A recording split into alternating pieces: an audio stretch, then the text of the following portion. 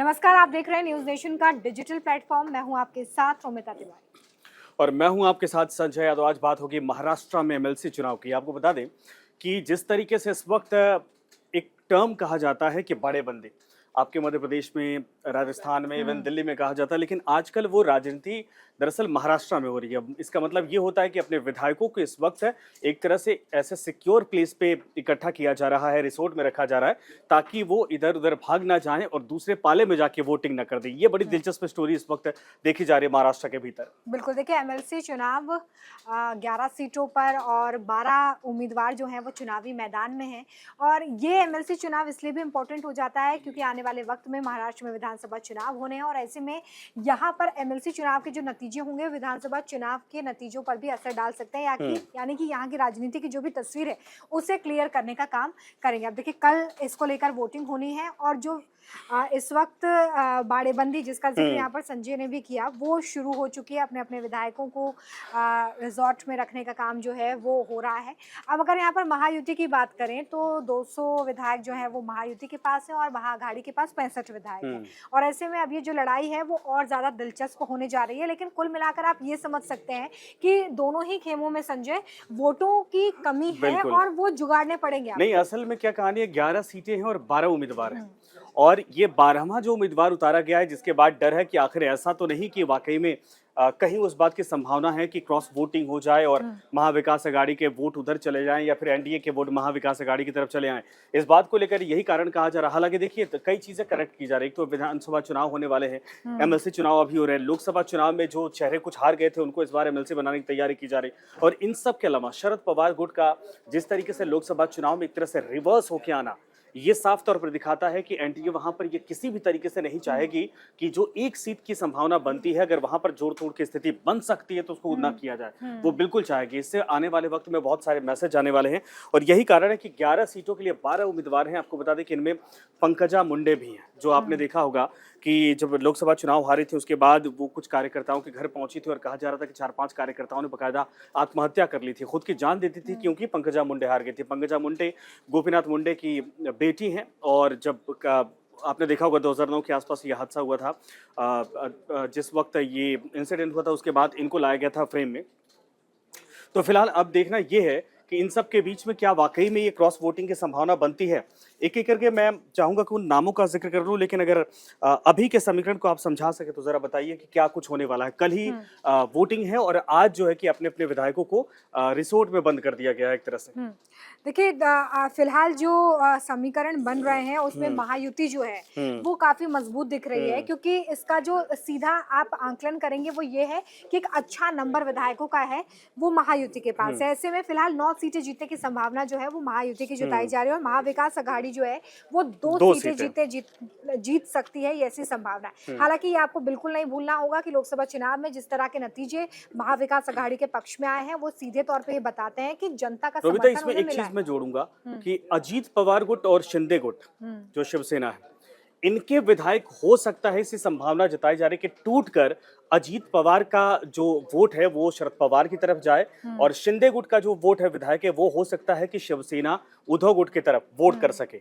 इस बात की प्रबल संभावना है, जिसको लेकर भारतीय जनता पार्टी और एनडीए और दोनों गुट, शिंदे गुट खास करके और अजीत पवार गुट, ये इसलिए अपने विधायकों को गदर कर रहा है कि अगर ऐसे हालात होते हैं तो इन दोनों के पार्टियों के खुद के वजूद पर सवाल खड़ा हो जाएगा और ये संभावना है। बिल्कुल, देखिए महाविकास अघाड़ी की जीत के 2 पैमाने इस वक्त बताए जा रहे हैं। तो एनसीपी का टूट जिसका जिक्र यहाँ पर संजय ने किया, क्योंकि बीजेपी में टूट की संभावना जो है वो कम है। उद्धव ठाकरे पहले ही शिंदे गुट के विधायकों को वापस ना लाने की बात कह चुके हैं, ऐसे में वहां पर टूट हो सकती है। और दूसरा, समाजवादी पार्टी और AIMIM का जो समर्थन अगर मिल जाता है, क्योंकि इन दोनों पार्टियों के पास 3 विधायक हैं, तो अगर वो अपना समर्थन महाविकास अघाड़ी को देते हैं तो जीत की संभावना यहाँ पर बढ़ जाती है। तो 2 फैक्टर्स है जहाँ महाविकास अघाड़ी जो है वो आगे आ सकती है अगर आंकड़ों का खेल यहाँ पर देखा जाए। और फिलहाल जो समीकरण है वो बताते तो यही है कि महायुति ज़्यादा मजबूत है, लेकिन हमारे साथ यहाँ पर हमारे और भी सहयोगी मौजूद हैं जो काफ़ी करीब से महाराष्ट्र की राजनीति को देखते रहे हैं और समझते रहे हैं। नवीन जी हमारे साथ हैं यहाँ पे। नवीन जी, महाराष्ट्र में जो एमएलसी चुनाव कल होना है उसकी सरगर्मियां अभी से बढ़ गई हैं। क्या लग रहा है आपको, कल क्या होने वाला है? देखिए ऐसा है, पिछली बार जब चुनाव हुए थे तो उस समय जो है महाविकास आघाड़ी की सरकार थी जी। और उस टाइम पर ऐसा हुआ कि शिंदे जो थे वो उद्धव ठाकरे के गुट में होते थे। तो उस वक्त जब चुनाव के अंदर बीजेपी क्योंकि विपक्ष में थी तो बीजेपी को उम्मीद थी कि मतलब कि हमें किसी तरह सेटलमेंट किया जाए और हमारा कैंडिडेट जीते। शिवसेना और कांग्रेस और एनसीपी के गठबंधन को ये उम्मीद थी कि हमारा कैंडिडेट जीत जाएगा, लेकिन लास्ट मोमेंट पे 2 दिन के लिए शिंदे खुद नॉट रीचेबल हो गए। Not reachable. 2 दिन तक शिंदे कहीं नहीं थे, उनका फोन नहीं लग रहा था और वो गायब थे। और उसके बाद क्या हुआ कि विधायक जो है वो दूसरे खेमे में चले गए और उससे बीजेपी कैंडिडेट जीत गया। तो ये जो खेमेबाजी है ये विधान परिषद के चुनाव में होती है, चाहे वो किसी भी राज्य के अंदर हो। और अगर मामला ऐसा हो जहां पर विधानसभा के अंदर ही 3 बार जो है फेरबदल हो गया सत्ता का, तो वहां तो इसके चांसेस बहुत ज्यादा रहते हैं। अब सबसे ज्यादा विधायकों की संख्या अगर महाविकास आघाड़ी में बात करें तो कांग्रेस की है और उसके बाद 37 हाँ, विधायक। उसके बाद एनसीपी हो गई और शिवसेना यूबीटी के हैं। और यहाँ पर बीजेपी के पास संख्या थोड़ी ज्यादा है, लेकिन लोकसभा चुनाव के बाद समीकरण बहुत ज्यादा बदले हैं। पंकजा मुंडे जो है वो मान के चल रही है कि वो जीत जाएंगी। हाँ। लेकिन कुछ नेता ऐसे हैं जहां पर मामला फंस सकता है। तो इसलिए जो है ये जो चुनाव है ये दोनों ही दलों के लिए नाक का सवाल है, गठबंधन के लिए नाक का सवाल है। अब दल तो वहां बचे नहीं, अब तो गठबंधन बचे हैं। महाराष्ट्र की राजनीति के लिए दो महीने बाद, क्योंकि वहां विधानसभा के चुनाव होने हैं और देखते हैं कि कल जो है कौन सा जो खेमा है वो किधर जाता है। अच्छा, एक चीज और आपसे समझना चाहेंगे। द्विसदनीय व्यवस्था हिंदुस्तान के कुछ ही राज्यों में, भारत के कुछ ही राज्यों में है, जिनमें महाराष्ट्र भी एक आता है। बहुत सारे दर्शक ये समझना चाहते हैं कि उनके राज्य में तो एमएलसी जैसा पद होता नहीं है, तो ये महाराष्ट्र में एमएलसी का चुनाव आखिर इस फॉर्मेट को समझाइए, इस चीज को समझाइए जरा। देखिए महाराष्ट्र के अंदर एमएलसी है। देखिए विधानमंडल के 2 सदन होते हैं हाँ। कई राज्यों में, जैसे बिहार में है, यूपी में उत्तर है। प्रदेश में है और महाराष्ट्र में भी है और भी कई राज्य हैं, पश्चिम बंगाल में भी है। आंध्रा वगैरह कई राज्यों में इस तरीके तो से इसमें 6-7 क्या है, राज्य जो उच्च सदन है उसको विधान परिषद कहते हैं और निम्न सदन को विधान सभा कहते सभा हैं। कहते हैं। तो विधान परिषद के अंदर जो सदस्य हैं वो अप्रत्यक्ष रूप से चुने जाते हैं, जैसे कि राज्यसभा के सदस्य चुने जाते हैं, ठीक वैसे ही। और विधानसभा के जो सदस्य हैं वो प्रत्यक्ष रूप से जनता द्वारा चुने जाते हैं। तो विधान परिषद के सदस्यों को का चुनाव जो है वो विधायकों द्वारा किया जाता है। विधायकों के वोट को 1/3 के आधार पर माना जाता है, जिसके आधार पर वो वोट काउंट होते हैं। तो इसके अंदर जो है समीकरण बैठाना, पार्टियों की दल से ऊपर उठ करके जो है चीजें कई तरीके के पैमाने देखे जाते हैं, मतलब साधे जाते हैं, देखे नहीं जाते, साधे जाते हैं राजनीतिक दलों द्वारा। तो वो कोशिश ये करते हैं कि उनके सदस्य विधान परिषद के अंदर ज्यादा से ज्यादा हो सके कोशिश, क्योंकि कोई भी बिल को पास कराने के दोनों पूरा सदनों में वही जाना बहुत कॉन्सेप्ट है जरूरी जो होता आपका है। राज्यसभा और लोकसभा में है।